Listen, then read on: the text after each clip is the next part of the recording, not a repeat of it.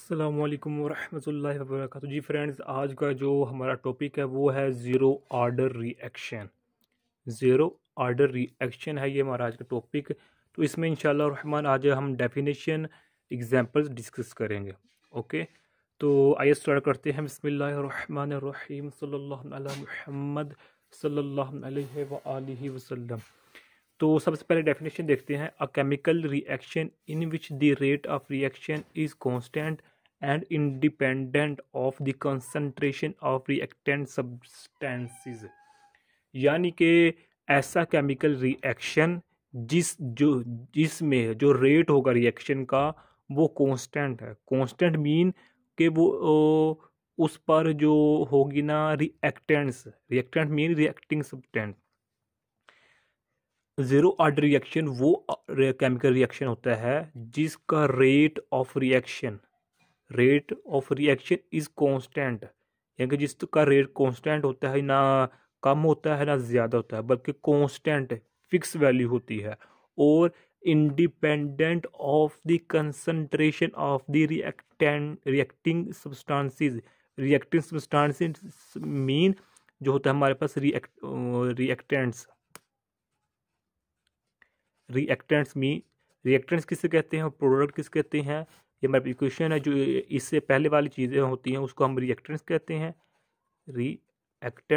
हैं, और जो हमारे पास ये बनता है इसको हम प्रोडक्ट्स कहते हैं। ओके, यानी कि जो रेट ऑफ रिएक्शन होता है केमिकल रिएक्शन का वो कांस्टेंट होता है, ना कम होता है ना ज़्यादा होता है। और दूसरी बात कि वो रिएक्टेंट्स की कंसंट्रेशन पर इंडिपेंडेंट है, यानी कि रिएक्शन की जो रिएक्टेंट्स हैं कि रिएक्टेंट्स कम मिकदार में है, ज़्यादा मिकदार में है, या मीडियम मिकदार में है, या इसके मालिक्यूल्स का साइज़ ज़्यादा है, मालिक्यूल का साइज़ कम है, इन रिएक्टेंट के मालिक्यूल के दरमियान जो फोर्सेस है वो कम है ज़्यादा है, जो भी है प्रोसेस है वो इंडिपेंडेंट है। यानी कि उस केमिकल रिएक्शन का जो होगा रेट ऑफ रिएक्शन वो इस रिएक्टेंट पर इंडिपेंडेंट होगा, यानी कि इस पर इन्हिसार नहीं करेगा।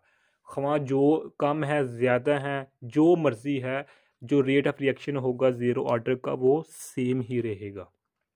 ओके, ये थी डेफिनेशन। अब इसकी एग्जांपल देखें कि dissociation of gases on solid surface at high pressure, यानी कि जब किसी सॉलिड को हाई प्रेशर पर डेसोसिएट किया जाता है तो उसको हम ज़ीरो ऑर्डर रिएक्शन कहते हैं। मिसाल के तौर पर हमारे पास ये अमोनिया है, 2NH3 हमारे पास ये अमोनिया है। जब इसको हम हाई प्रेशर पर डेसोसिएट करेंगे तो ये कन्वर्ट हो जाएगा नाइट्रोजन में और हाइड्रोजन में। ओके, जब इस हमने नाइट्रोजन और हाइड्रोजन का जो रेट ऑफ रिएक्शन निकाला तो वो इस तरह आया।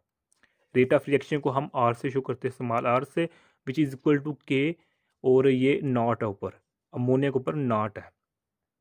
नॉट का क्या मतलब है कि ये ब्रैकेट के ऊपर जो भी अगर नॉट है ज़ीरो है तो इसका मतलब है ब्रैकेट में जो भी वैल्यू हो वो उसके कोई भी, यानी कि उसको कोई रिलेटेड नहीं है तो उसकी वैल्यू एक ही रहेगी हमेशा। अगर किसी भी ब्रैकेट के ऊपर ज़ीरो आ जाए तो उसका मतलब क्या है कि इसकी वैल्यू एक है, तो इसके ऊपर भी ज़ीरो है तो इसका मतलब है एक है। जब एक इस के साथ मल्टीप्लाई को तो के ही आ जाएगा। इसका क्या मतलब हुआ कि rate of reaction is always constant mean is always same.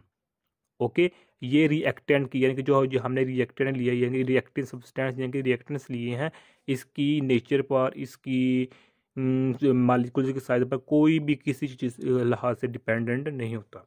Okay, अब सेकंड एग्जांपल देख लें। हमारे पास ये हाइड्रोजन है, ये क्लोरीन है। जब इसको हमने सूरज की रोशनी में, सनलाइट की मौजूदगी में रिएक्शन करवाएंगे तो हमारे पास ये कन्वर्ट हो जाएगा 2HCl में, हाइड्रोजन क्लोराइड में।